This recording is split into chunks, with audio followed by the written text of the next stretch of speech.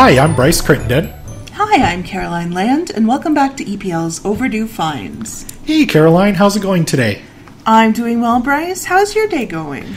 So far, so good. This is a fun morning. A little behind-the-scenes info. This is our second podcast recording today. I totally feel like a professional here. Yeah, and I kind of love that the first recording we did was the bonus episode with Kyle Marshall, where he talked about how on Jeopardy they shoot a week's worth of episodes back to back, and we're kind of doing the same thing. We are. A little bit with the podcast. Yeah, this is the first time doing this, so... we'll have to see. Yeah, exactly. Although I remember when we first started, when we first launched the podcast back in 2018, it was actually suggested to me that we just record like months worth of episodes all within a day or two. And I shot that down pretty quickly, actually. So who knows? Maybe we will enjoy this, and this will become a regular thing for Overdue Finds. But no, today's episode, as I mentioned during our road trip episode when we were previewing this one, I've been looking forward to this episode for quite a while because today we are talking about the 30th anniversary of the release of the movie Jurassic Park, and I'm pumped up for this one, Caroline. I'm really looking forward. I think we're going to have a great conversation about it. I can't wait to hear all of your hot takes on Jurassic Park. I know you've been preparing for this episode pretty much all year, if not the previous 30. So yeah. Oh, definitely. Yeah, I was there on opening night of the first Jurassic Park movie, so we will get into that. But today we have a first-time guest joining us, and we love having first-time guests. We have so many amazing EPL staff here, and we did a call out for staff to come on a bunch of episodes, and our guest today reached out, and she was like, I love Jurassic Park. I've read the books. Let me be on this episode. So today, of course, we want to welcome to the show first-time guest. She is a Road Warrior library assistant based out of our Jasper Place branch. Savannah Newton, big Jurassic Park fan. Welcome to Overdue Finds. How are you today? I'm doing really great, Bryce. Thank you so much for having me. So when you saw us posted Jurassic Park, were you like, I've been preparing for this one? Absolutely. I would say, this is the moment I've been preparing for since conception, actually. So this is, it's been a long time coming as well, as you said, for yourself. But yeah, I really enjoy it quite a lot. And I thought, this is perfect. No, we are so excited to have you on with us today. And I have to bring it up because part of your role is a Road Warrior, which is such a cool title. We obviously know what a Road Warrior is, but for our listeners, what exactly is a Road Warrior? Right, so a Road Warrior it's a bit of a Mad Max title, I admit. Oh, totally. It kind of inflates my ego a smidge and gives you a somewhat not accurate view of what I do, because I think you have a vision in your mind when you hear that word. But what it is basically you're a library assistant just like anybody else, but instead of working at one branch exclusively, you are on call for the entire Edmonton Public Library system. So you go to the same place every single day at the beginning of your shift, whenever that happens to be. So I do have a schedule that I have just like everybody else, and I show up for the beginning couple minutes of my shift, check my email, and I see if I get to go anywhere or if I'm staying at the branch that I'm stationed at, which is Jasper Place, as you mentioned. So if I stick around, then there's some things that I can help out with. I do have some task time, some things that I can do, or I'm asked to go help out at any number of branches, sometimes 2 in a day if things are a little bit dicey, or especially if we only have one Road Warrior scheduled to work that day, and because there's 3 of us typically there's 3 of us around the system working out of different branches. So today is going to be an exciting day for me too, because after this podcast, I get to go to another branch and help out, and then I get to come back here to help out at Jasper Place as well. So it's always, you never know where you're going to be until the day actually arrives. So it definitely keeps you on your toes, but you're always very warmly welcomed, which is nice because you're always helping out when there's a real need somewhere else. And I can now say, as of recently, I've been to every single Edmonton Public Library branch except for our 2 EPL to-goes, which are our smaller kind of than average branches on the West Henday and McConaughey. But otherwise, I've been to every single one. So I think that's an achievement for somewhere. It's for me, it is. Yeah, it might not always have that Mad Max feel to it, but I do have to say, as someone who works in a branch who has on many occasions gratefully received the help of a Road Warrior and the Road Warrior team, that you are absolutely kind of driving in to save the day. So I'm very, very grateful for all the work you do at EPL, and especially the shifts that you've worked at Capilano. Caroline, I have to quickly say, though, with the title of Road Warrior, of course, Savannah, as you mentioned, I totally picture the Mad Max and everything. We have the EPL to-go vans, literacy vans. We really need to, deck those out like Mad Max style, I think. So, Savannah, when you check into work and it's we need you to come downtown, you should get in your giant, souped up spikes and fire shooting out of the side. You're basically telling everybody, get out of my way. I got important work to do at another EPL branch. That's how we should be making sure the Road Warriors get around the city, I think. I would agree. I think that's a fantastic idea. We got to get those flame decals going for all of the vehicles, absolutely. We do have a lot of really good ideas on this podcast, so we'll just add that to the idea file that we have. Bryce, did you send me, I was looking through my notes, are there wrestlers who are called Road Warriors? In the 80s, there was a tag team called the Road Warriors, and they're totally a rip-off kind of the Mad Max, Road Warriors. They came down to the ring, these huge jacked up guys, and they got the face paint, and they got these giant shoulder pads with spikes sticking out of them. Some fans probably will know them best from the WWF days, where they were called the Legion of Doom. But same thing, they had the giant spikes and everything. And yeah, as a kid, they were one of my favorite tag teams.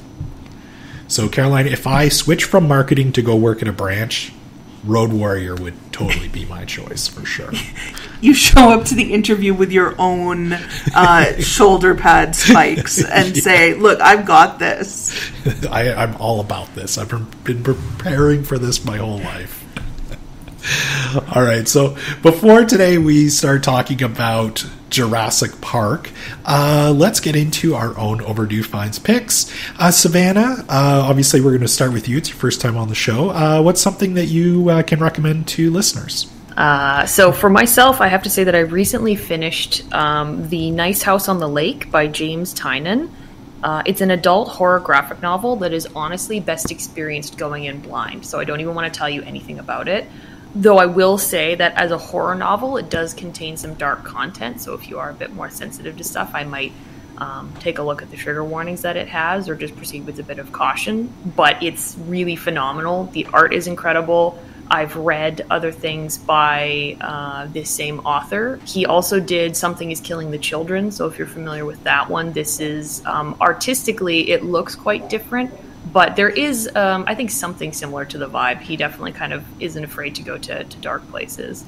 And EPL conveniently happens to have Volume 1, and they just recently got Volume 2. It's quite a new series, so I'm excited to dive into Volume 2.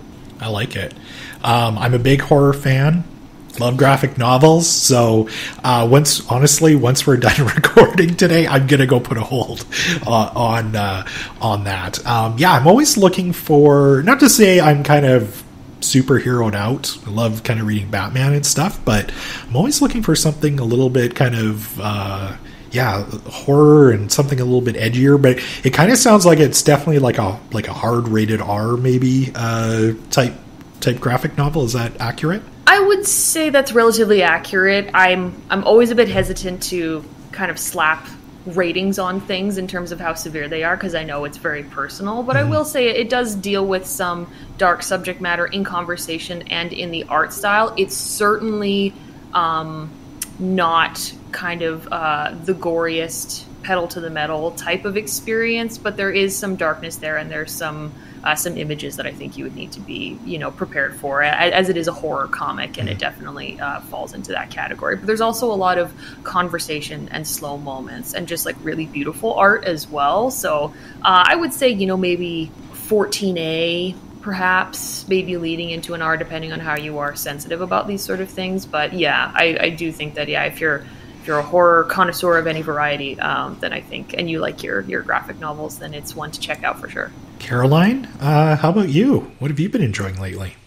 So I teased on our road trip episode that I had some music to talk about, and I do, but I'm going to preface it by saying, Bryce, I know that you, like me, am always down for looking into a conspiracy theory. Ooh, love conspiracy theories. Absolutely. Yeah.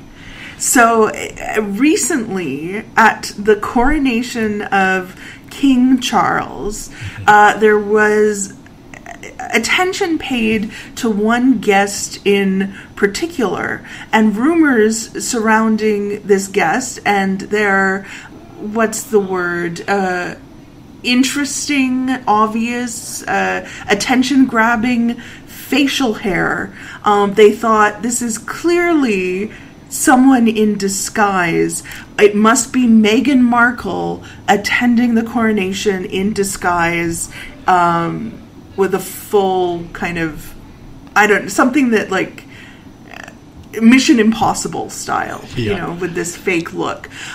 Turns out, allegedly, wasn't Meghan Markle, but was instead Sir Carl Jenkins, a composer and musician who has in the past composed music for several of Charles's initiatives or charities. He was seated next to, I believe, Sir Andrew Lloyd Webber, so it does kind of check out that this was the music section of things. Anyway, as I was looking into Sir Carl Jenkins, I realized that his most famous work, probably for me, was a piece called Palladio, and specifically Allegretto, which is the music that was used in the 90s commercials for diamonds.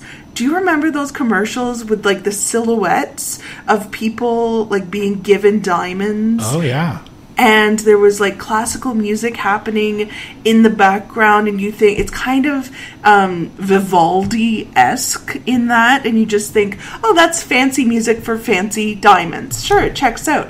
No, those were original compositions by Sir Carl Jenkins, who decades later would be at the coronation of King Charles. So, all of this is to say, I recommend checking out on our Naxos Music Library database the very best of Carl Jenkins, because it has Palladio, it has Allegretto, it has a number of his other works that weren't used in commercials, but you can just kind of experience the life's work of who this mysterious figure is.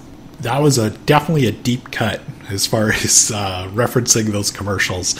Although, Caroline, I have a feeling like we would be able to do a whole episode on commercial music, just jingles, everything. Like, I think you and I could do a whole episode just on commercial music of the mid-90s. Oh, so, sure. Like, yeah, it is, but it does stand out. Like, and then I mean, you can YouTube or Google the commercial itself, and it does kind of take you back to how things. I think there is. As I was watching it, I was remembering like there really is a kind of 90s aesthetic of fancy or wealthy or Yeah, fancy is what I'm going to go with around that. It was that. It was the Viennetta ice cream cake. Oh, yeah. Like, it was all about kind of this rich, being a fancy person. And there were several ways to do that, including diamonds, I guess. Oh, definitely diamonds. As a kid, I thought you had to be a millionaire in order to have the Viennetta ice cream cake. Like, that was like the fanciest thing known to man. Mm-hmm. Yeah, so that's my recommendation on music for once. So, check out the very best of Carl Jenkins. Bryce, what have you been enjoying lately? Yeah, so my pick this week, like, really is a true kind of overdue find. Like, they all are, but this one in particular, I think, is like, oh, this is an interesting choice you've got here. So most people, of course, are familiar with the Naked Gun movies, starring Canadian icon Leslie Nielsen, where he played Lieutenant Frank Drebin. Well, before the first film came out, it was actually a 6-episode series on CBS called Police Squad. This series ran in 1982, and we actually have the original series on DVD that you can borrow from us. So I'm a big Naked Gun movies fan, and the Zucker brothers, who also directed Airplane. Airplane to me is like one of the funniest movies of all time. So yeah, when I saw we had this collection in, I was like, I have to borrow this. So just like the movies, Leslie Nielsen plays the same deadpan Frank Drebin in the series. And because actually the series wasn't popular, we actually do end up seeing a few jokes and gags in the show that ended up being used for some of the later movies. And there are obviously a few casting differences here. Obviously, Leslie Nielsen still plays Frank Drebin, but on the show we have Alan North playing Nielsen's partner Ed Hawken, who in the movies was portrayed by George Kennedy. Oh, and there is no O.J. Simpson, of course, in this series, but everything else is kind of there. We can kind of see how the Naked Gun movies came to be. There's some really hilarious running gags on the show. A couple of my favorites are during the opening credits. They always show like there's going to be like a big name guest star. So the one it shows like, a guest starring William Shatner, but then it shows them in the opening credits basically being killed off immediately, and they are never mentioned again throughout the rest of the 23-minute episode. So we see them, then they're gone. The other funny one too is during this time period, a lot of shows when they would go to when the show's wrapping up and the end credits would start to roll, they'd always have the really cheesy freeze frame. They're in the middle of saying something or going for a big laugh and they pause. Well, they do the freeze frame in this, but they actually just have the actors freeze themselves. So of course they're still moving a little bit, and they're trying to like keep their composure during the end credits, and occasionally they'll have like another character kind of walk in accidentally and be like, oh my god, what's going on, why is everybody frozen here? So yeah, it's hilarious. This is one, like I said, if you're a fan of the Naked Gun movies, go check this out. It's 6 episodes. Each episode's about half an hour long each, and they're just fun, and you can't get enough Naked Gun.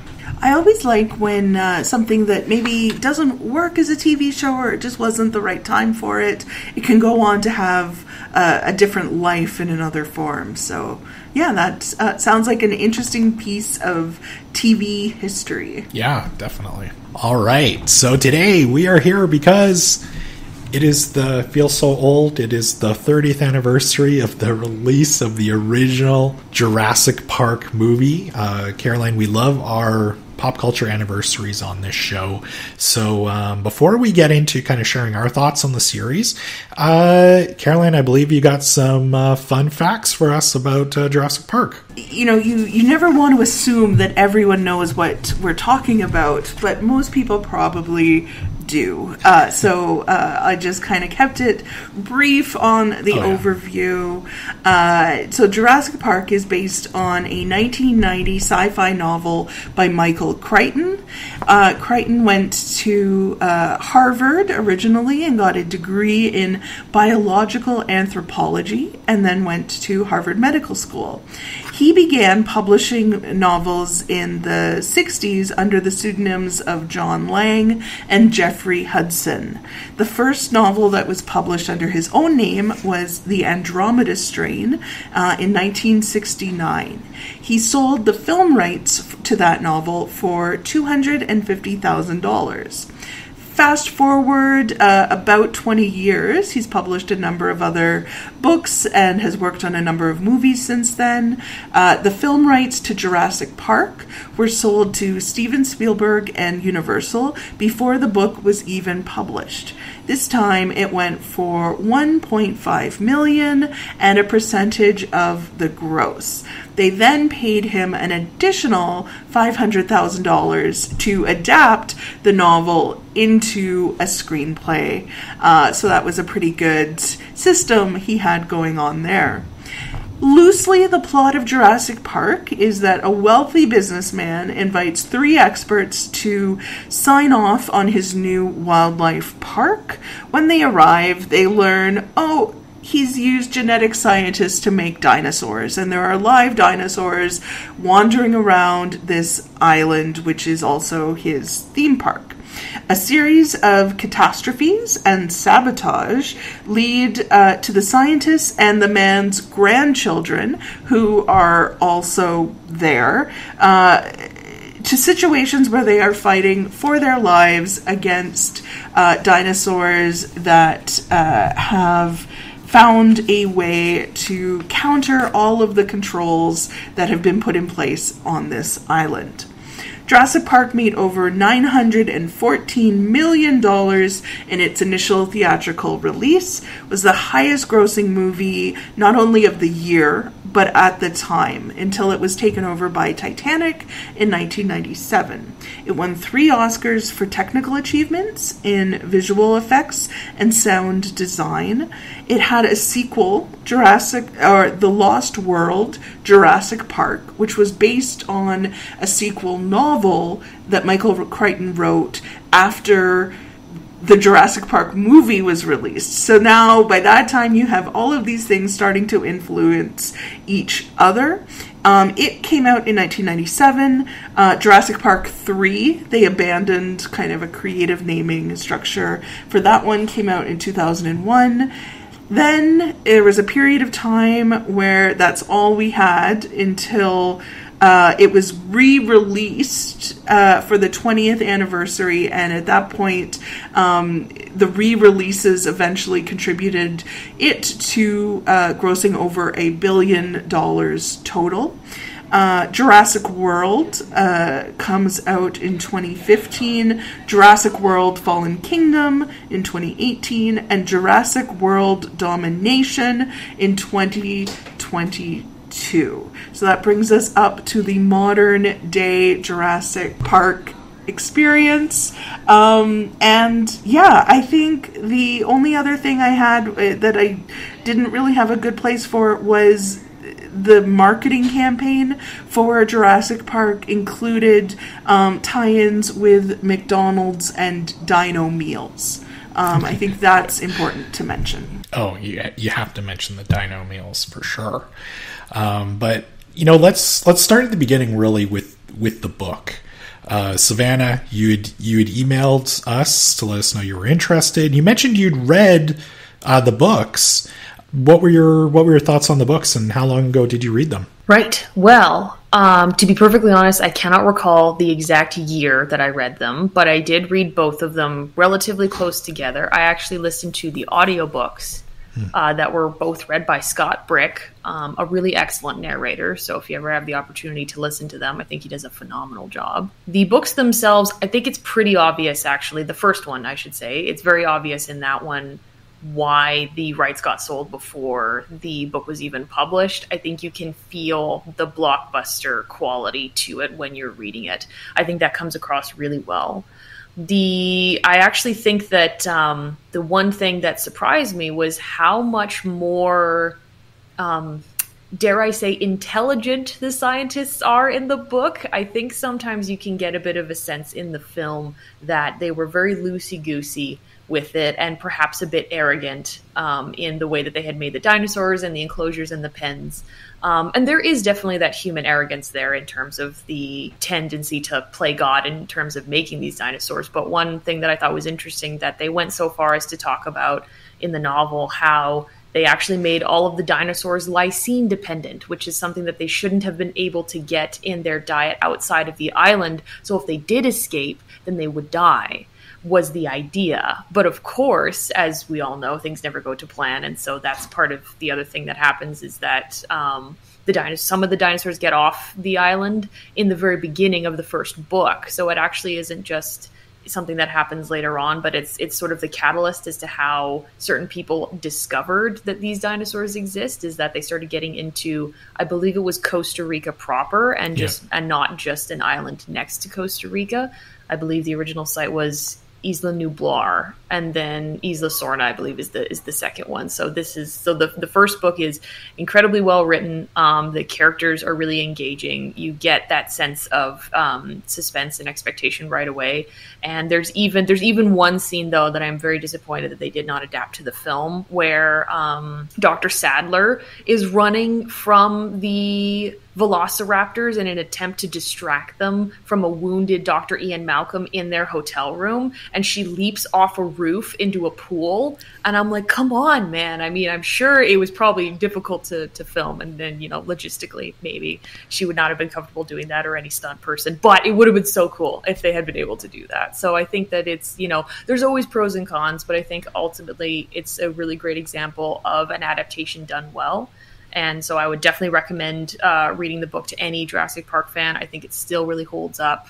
Unfortunately, I cannot say the same for the second novel. The Lost World as a book it very much feels like, oh, you made a lot of money on this first one. So if you could think of something else for them to do, that would be great, because as with the film, it doesn't have any of the returning cast except for Dr. Ian Malcolm, who is with an entire different group of people. And some of those group of people, I find he just didn't do quite as good a job of getting you to feel for.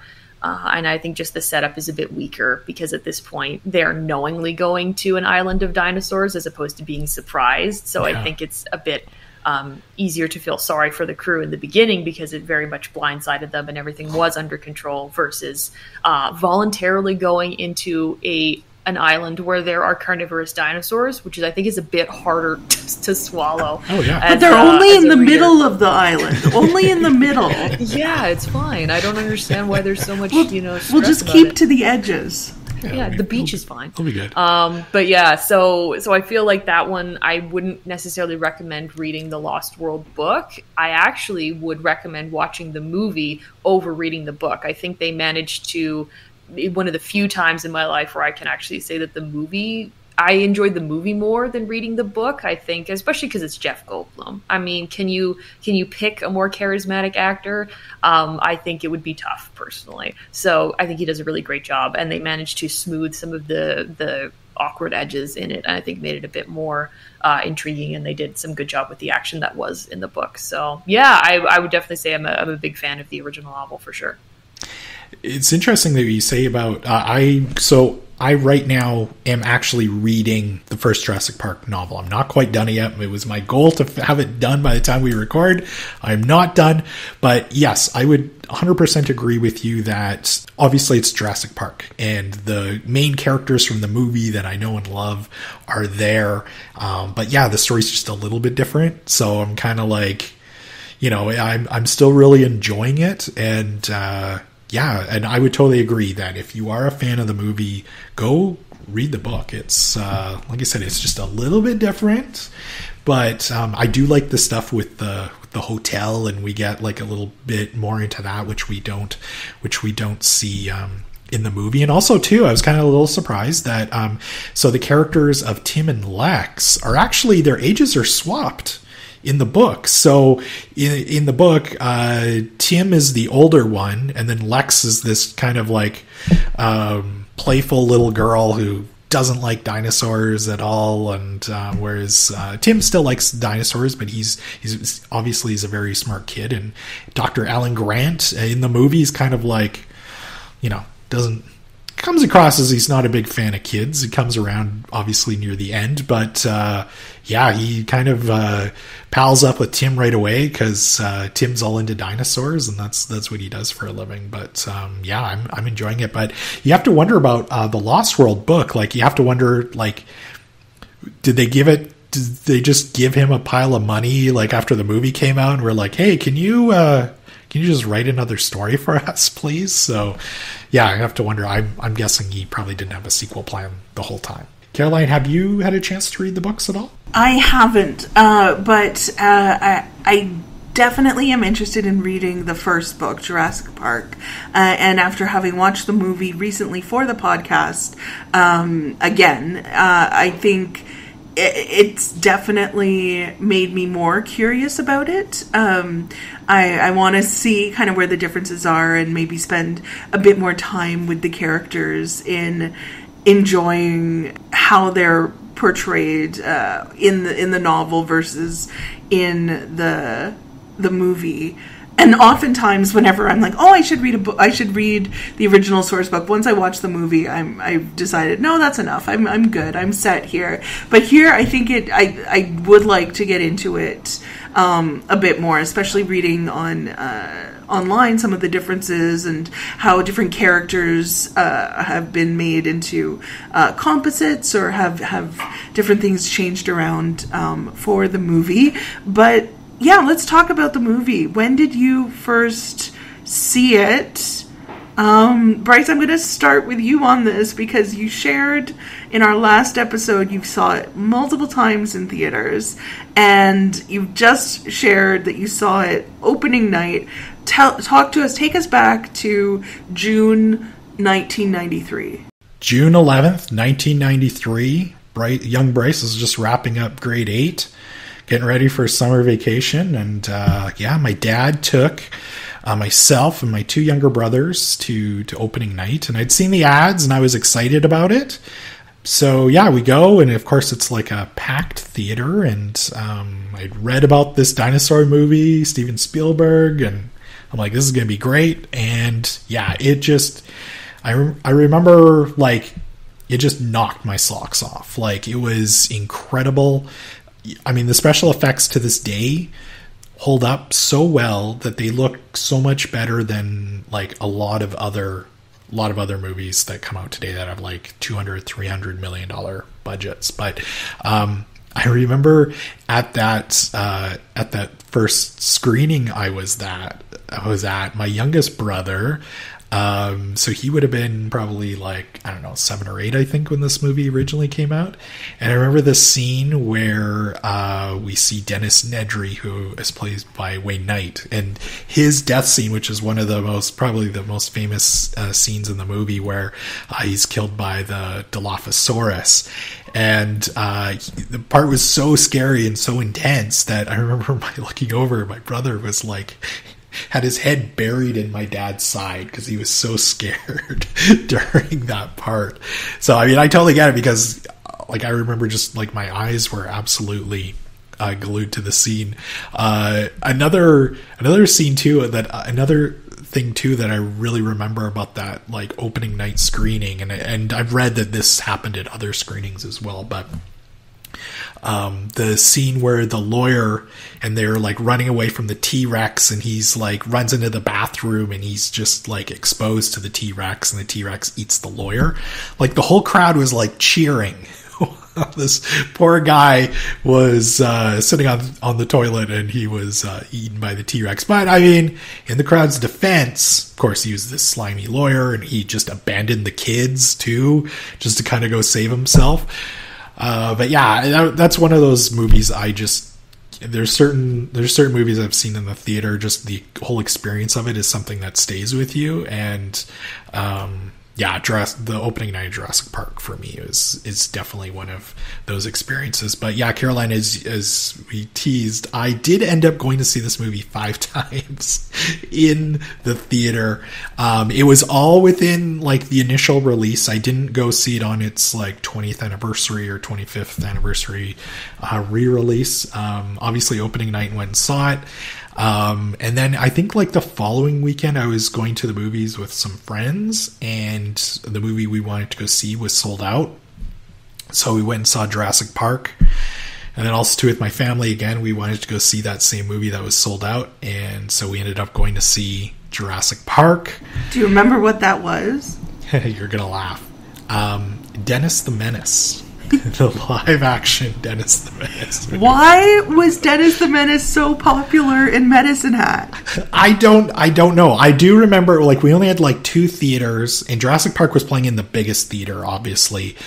Dennis the Menace was playing in the smaller theater.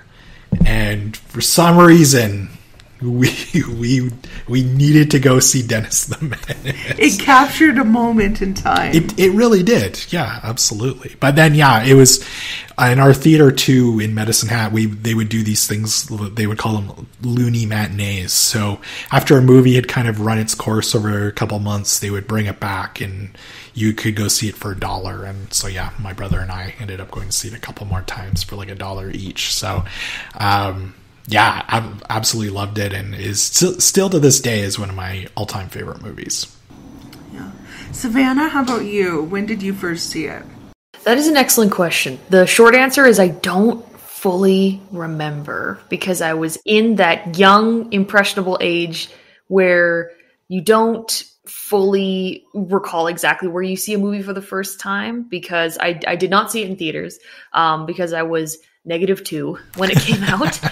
So not quite yet there. So I didn't really get an opportunity to see it until later on. But I do distinctly remember, as Bryce said, that iconic scene with the Dilophosaurus. I remember that freaked the crap out of me as a kid. I distinctly remember that and being like, oh no. And that stuck with me, obviously, as a just, classic childhood trauma moment when you see something that maybe you were a bit young to see.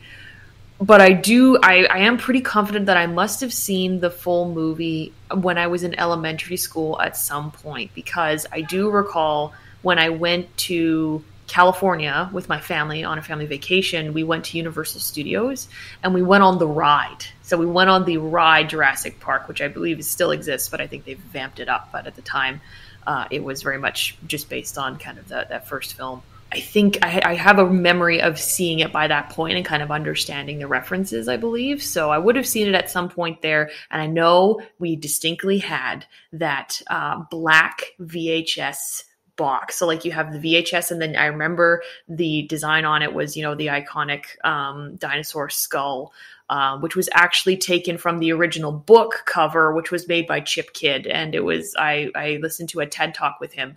That is a side note I would recommend to anybody watching Chip Kidd talk about his career, because he's a very cool guy and he's done a lot of interesting book covers. And so they brought that over because everybody thought, well, that the original cover was so cool with that dinosaur skeleton. And so that logo is in red on the cover, and the rest of the VHS box was black. So I remember distinctly owning that and having that and being like an object of some awe and fear as a child, because it's like, it's like, not quite one that you would want to watch at that point, because you knew it was scary because you saw that one scene. So I would confidently say elementary school was when I was able to see it. And yeah, and then the rest of them kind of came at different points after that. But yeah, that first one was when I was pretty young. And then I remember, I think I even watched the third one before I watched the second one, because I have a distinct memory of going over to my friend Scott's house because he was like, do you want to watch Jurassic Park 3? And I was like, sure. So we went over and watched Jurassic Park 3, just the third one, none of the other ones, but the third one. And so I remember being like, in his basement and watching that one. So yeah, I would definitely say I was pretty young, perhaps too young, but I mean, I think I turned out fine. Other people might disagree, but I think I'm fine.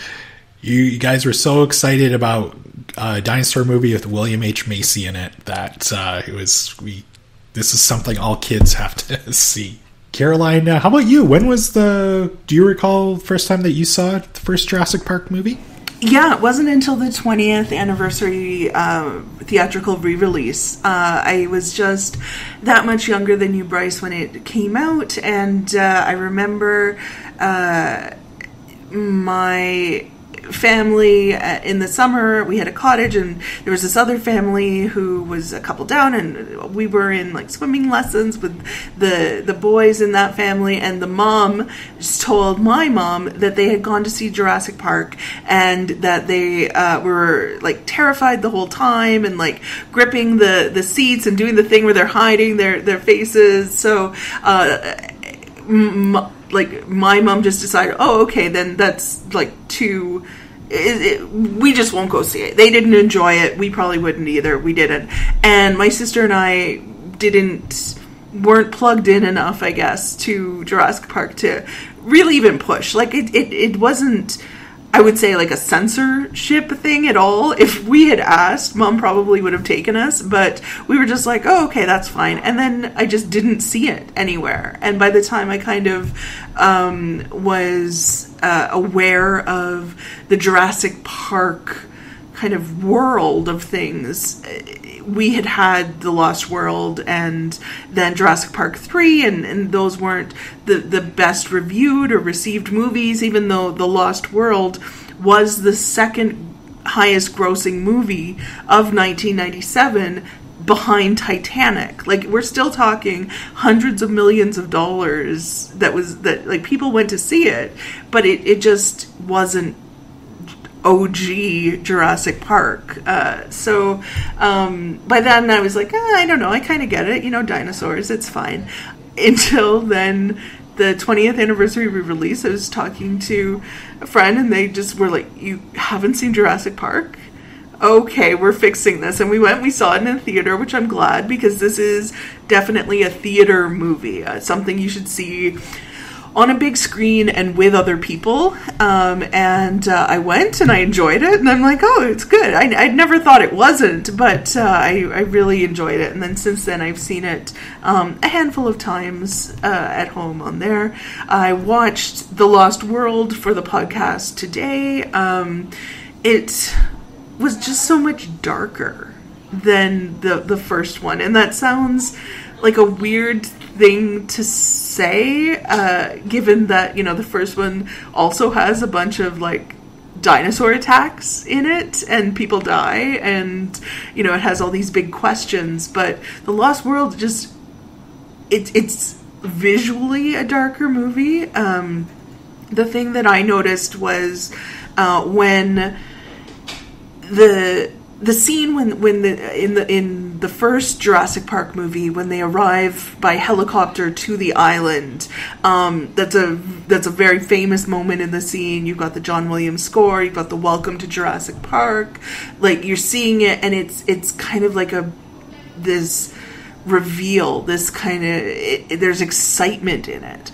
In The Lost World, they're going in by boat, and it's like trudging in, like they're like having to fight their way in, even with like the ship's captain to get the stuff on shore. There's echoes of the John Williams the music, but it's not that big sweeping sound. It's like, no, this is tough going on this. And I think like you said, Savannah, it's that that piece of they more or less know what they're getting into, to some varying degrees on that. And it's like, why are you going back? Why are you doing this? Even with Ian Malcolm and going after his girlfriend, who's played by Julianne Moore, it's like,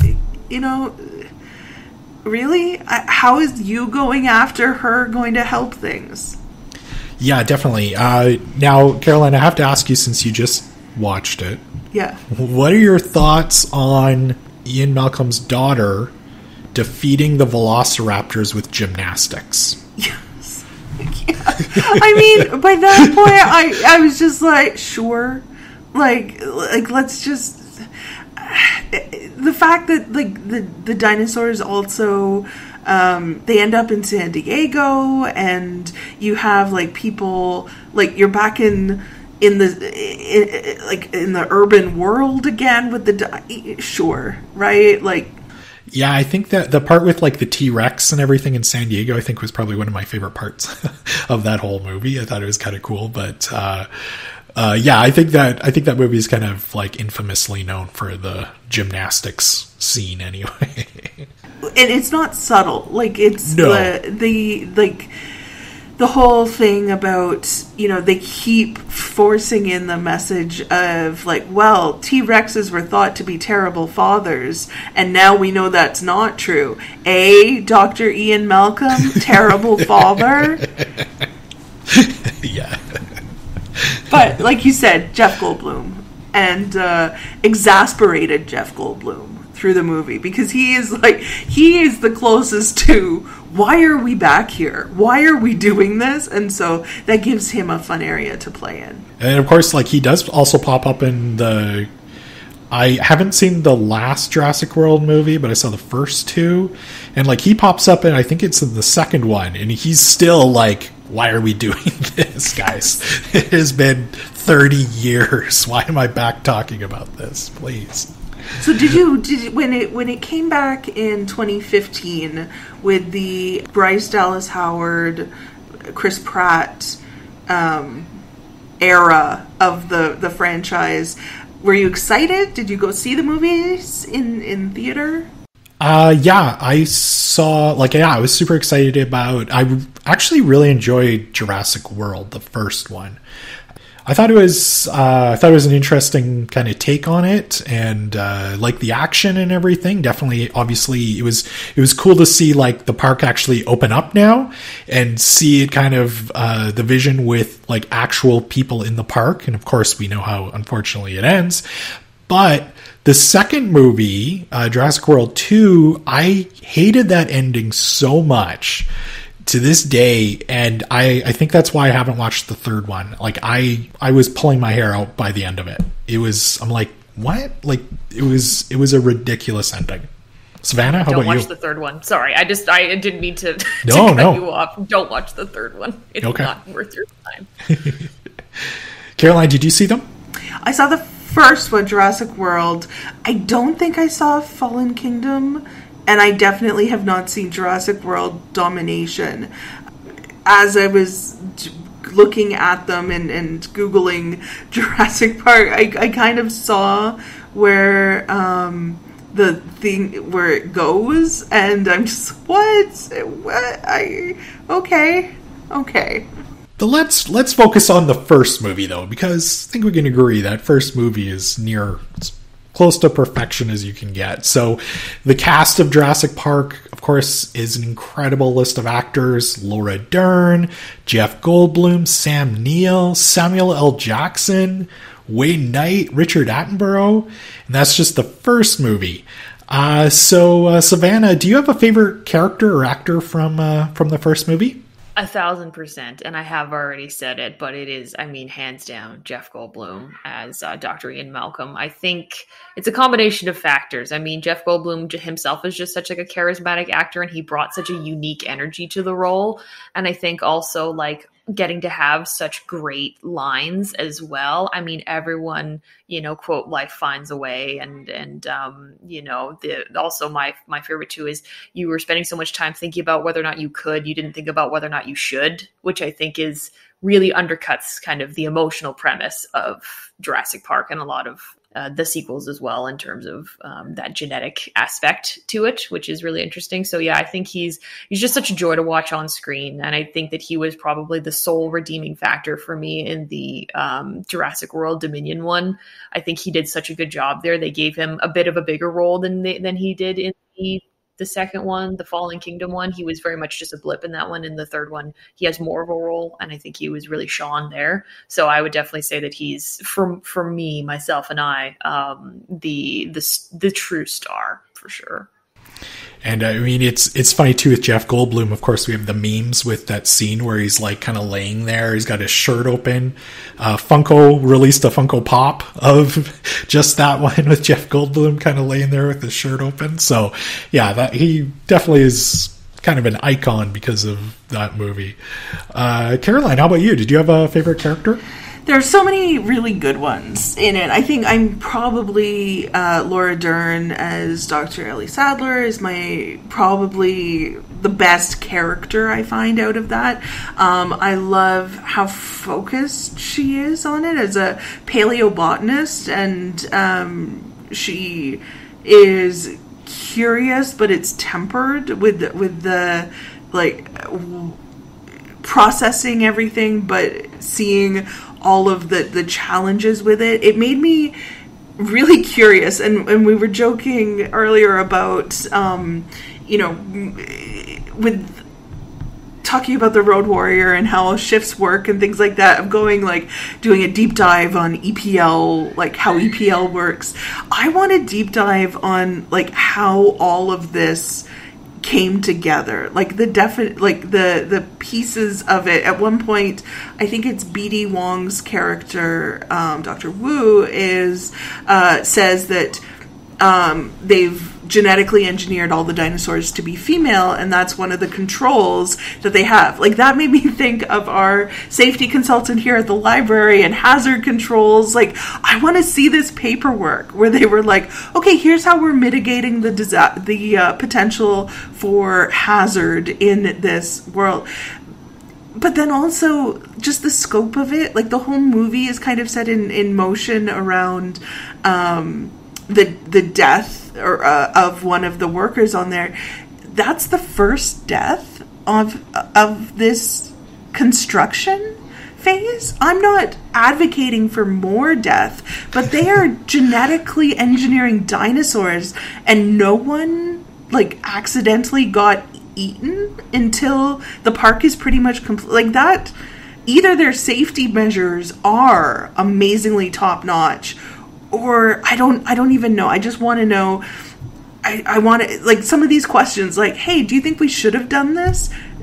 Don't seem to have come up until they arrive on the island. And so I just kind of want to see some of that more. That I digress, though. Laura Dern. I also really like Timmy. That the reveal when he is dressed the same as Sam Neill's character Grant in that is just a lovely detail around it. And then Dr. Harding, who's the veterinarian of it, he is in the scene. His big scene is the one where they find the sick Triceratops, and then Laura Dern goes off with him, and because he has the Jeep, the gas-powered Jeep on that. And he gets her back safely. And immediately I'm that's competence, right? There are so many other people who are just not doing their jobs around here, or messing up, or getting through. He got to the dinosaur, stayed with her, brought her back to the compound. It's played by Gerald Molen, who's one of the producers of this movie and other Spielberg movie. It's a very small role, but I'm you know what? I'm going to take him. If I'm ever involved in something that requires a veterinarian for dinosaurs, I'm going to take him along. That kind of actually, it's funny you bring up kind of some more of those technical aspects of it, because that's why I think you'll actually really enjoy the book, because they go into a lot more detail with how they're created. And it's funny because I actually made a note for myself. This is actually the first Michael Crichton book I've ever read. And one of the things I've kind of read online is that just because of his education and his past experience, some of his books do get kind of technical and everything. So, yeah, I think you'll love it, because there's lots of stuff about that he actually wasn't the only person to die at the hands of a dinosaur, and how kind of the different DNA strands are created. And Dr. Wong actually has a much bigger role in the book too than he does in the movie. For me, I think my favorite character, this is going to sound so funny, might be Dennis Nedry, played by Wayne Knight, aka Newman from Seinfeld. I just love that scene where he's talking with the competitor, and he's got the frozen kind of embryos or whatever of the dinosaurs, and the guy's trying to be all top secretive, and he's just see, nobody cares. They're just out and about in Costa Rica talking about these dinosaur embryos, and his computer system he sets up, and his desk, which is just an absolute gong show. It was all messy and everything. So, I really like Dennis Nedry. And also, too, let's talk about Mr. DNA. Like, for a lot of people, that was like their first introduction just to the whole idea of DNA. And they do such an amazing job in the movie of explaining what it is, and especially for a topic that can be so dry as DNA, just that little cartoon guy of Mr. DNA explaining it all to you is quite surreal. It's funny, recently I was actually at Universal Studios in Los Angeles, and they still do have the Jurassic Park ride open. It's definitely more kind of catered towards the Jurassic World movies, though. But of course, as with all rides at these major parks, once you're off the ride, you go into a gift shop associated with that movie. And I'm happy to report that a lot of the merchandise there was all about Mr. DNA. Like, you got Mr. DNA purses, jackets, shirts, hoodies, the whole thing. So Mr. DNA has stood the test of time for sure.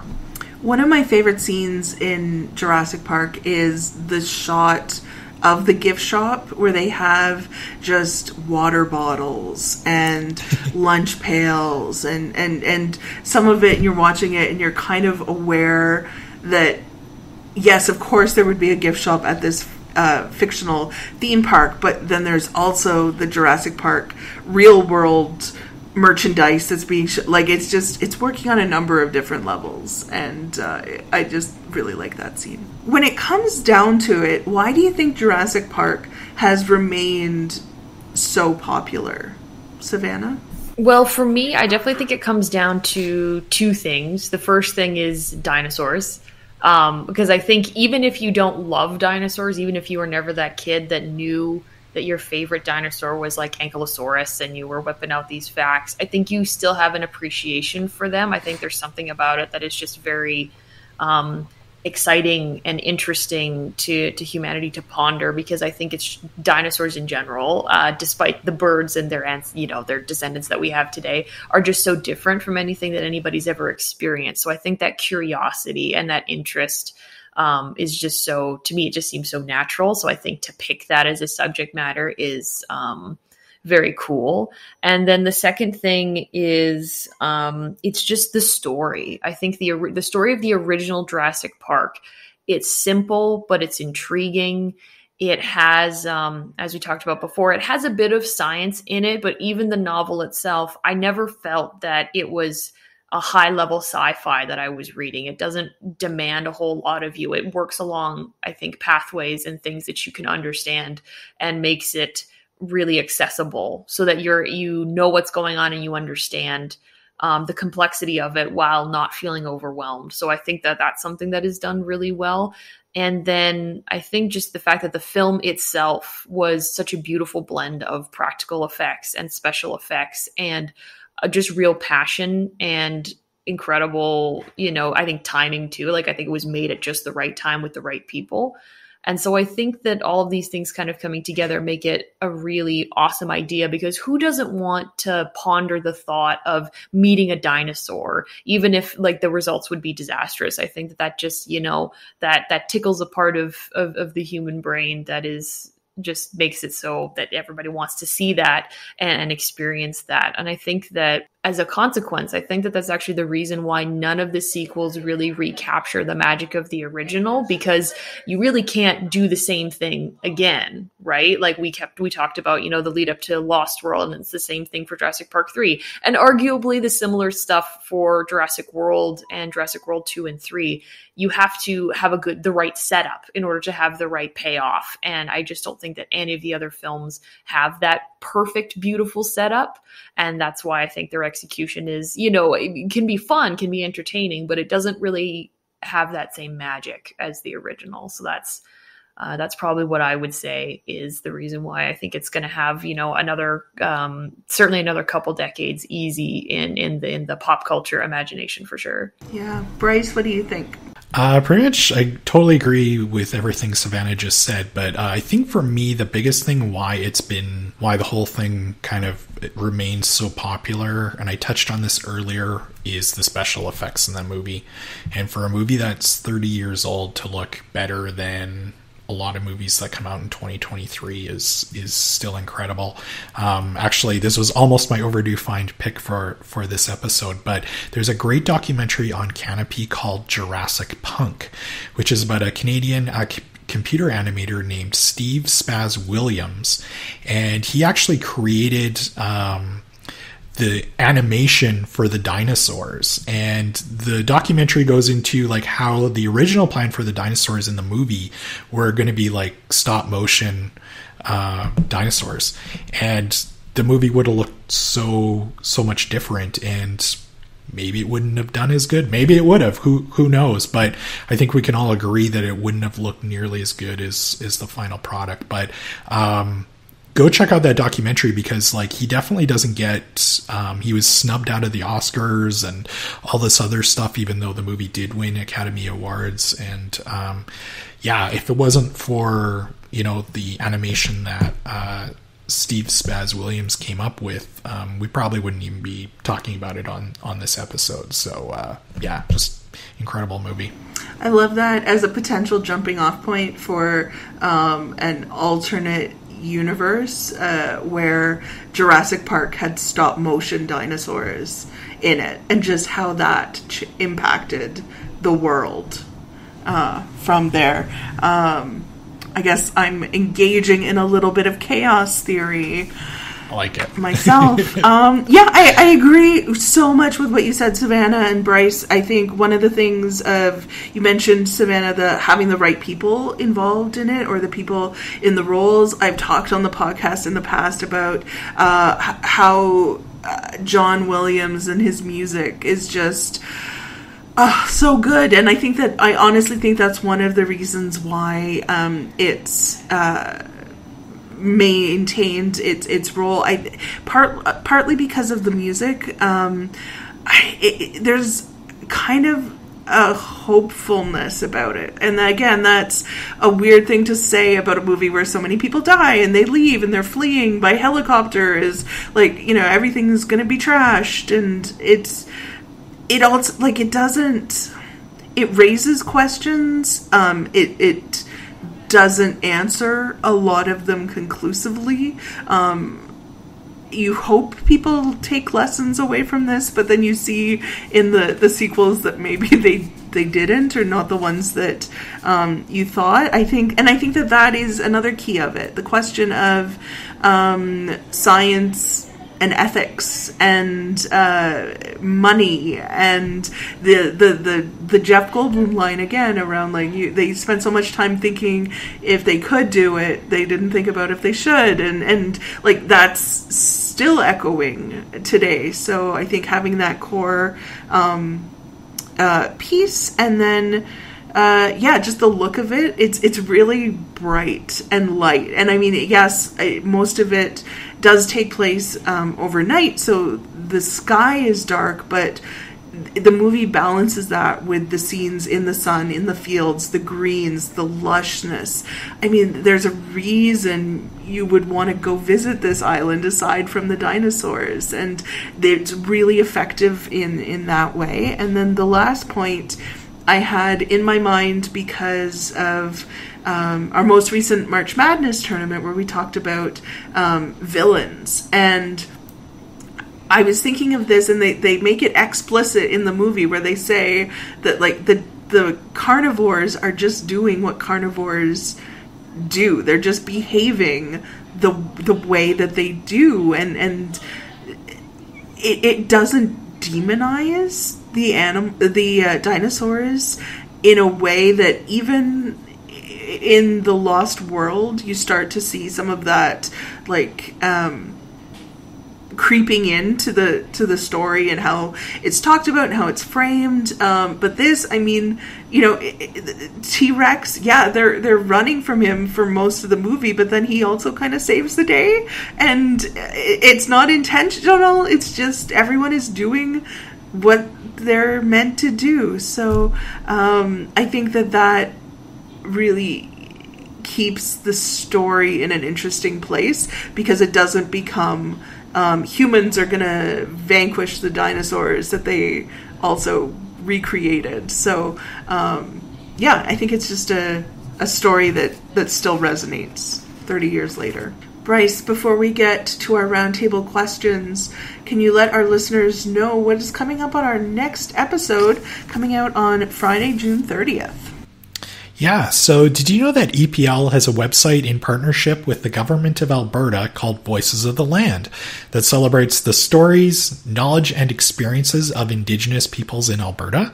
Tune into our next episode to find out more about this amazing project that we've got here at EPL. I think it's a project that I don't work on that project, but I'm so excited to learn more about it on our next episode. Yeah, me too. I can't wait to talk to some of the people involved with it. Okay, our first roundtable question. Jurassic Park was the #1 movie the weekend that it opened. Let's pretend that you wanted to go, but it was sold out. What other movie from that weekend would you have wanted to watch then? So 1993, you. And what movie would you pick to watch now? So 2023, you. Savannah, I'll start with you. We've established that there is no 1993 you, so you're free to skip that one if you want, but yeah. Yeah, thank you. I was going to say, I wouldn't have thought anything at the time, and nor would my parents have thought of it at the time. They might have actually gone to go see Jurassic Park at the time, because that actually was even before my brother was born, so that was that golden moment when they could still go out for dates, before that kind of ended for 18 years. But, so I definitely, if being an adult in 1993, I would have gone to go see the Super Mario Brothers movie. Knowing what I know now, it would have been like a mess, but like assuming that I didn't understand what I was about to witness, I totally would have gone on concept alone, because, you've got like some excellent actors in it. It seems like such a weird way that they had brought it to life that I definitely would have been super intrigued, and being a big video game lover, I would have definitely wanted to go see and be disappointed in person with what they brought to the table. So that would have been my pick for sure. Bryce? I saw a decent number of these on this list in the theater. So I've got a couple answers. The answer to kind of both, though, is Cliffhanger. The Sylvester Stallone movie, which I still say to this day is one of his most underrated movies. So if you've not checked out Cliffhanger, go check it out. It's essentially Die Hard set on a mountain. During this time, we had a lot of Die Hard-esque movies come out, Under Siege being another one. But this is a really solid action flick. And Savannah, I will say, I did go see the Super Mario Brothers movie in the theater. And yes, I was just as disappointed as you think you would have been. So my friends and I left it kind of being like, what the hell was that? And that was nothing like the video game. So yeah. Those are my answers. Caroline, how about you? Then I would have gone and seen Super Mario Brothers, probably. I don't know, there weren't a lot of like kiddie movies on the list around this time, so I probably would have been like, oh, okay, yeah, I know that kind of. I don't know, I probably wouldn't have been as disappointed, but I guess we'll never know. And now, Caroline, I love the movie Dave. There's a sweetness. Kevin Kline is such a good actor, and the idea of a presidential doppelganger. Dave, I would go see for sure. Okay, our next roundtable question. What is another dinosaur-based pop culture title that you think people should check out? Savannah? Something that came to mind immediately for me is the Dinosaur Lord series by Victor Milan. It is a adult fantasy novel series. There are 3 of them. I've only read the first one, but it's really quite good. George R.R. Martin actually called it Game of Thrones meets Jurassic Park, which I think is very fitting, for the topic today. But personally, I think that might be a step too far in the dinosaur direction, I would definitely say it's maybe Game of Thrones with a splash of dinosaurs, because there aren't really a lot of plot lines that center around the existence of dinosaurs. I would say if you kind of think of it as a replacement for beasts of war and beasts of burden no longer being like horses or cows or anything like that, they're dinosaurs. Yeah, definitely would recommend that one. Bryce, how about you? You know what? I actually really liked the recent Godzilla movies. I know Godzilla isn't technically a dinosaur, but he kind of is, though. He's old enough that he was created. A lot of lists online have Godzilla as a dinosaur, so we're going to roll with it for this question. In fact, yeah, I really liked the 3 recent Godzilla films. I actually really enjoyed Godzilla versus Kong, which came out during the middle of the pandemic, and it was kind of, nobody could go see it in theaters because theaters were closed, so you had to watch it on video on demand. I had a smile on my face the whole time watching that movie. It's such a fun movie. I love it.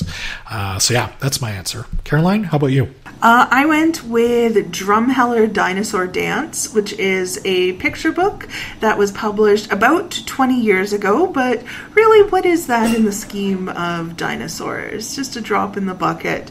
Robert Heidbreder is the author, and it's a great book for getting kids up and stomping around, and I used to use it with a dinosaur puppet when I did story time, so I recommend Drumheller Dinosaur Dance.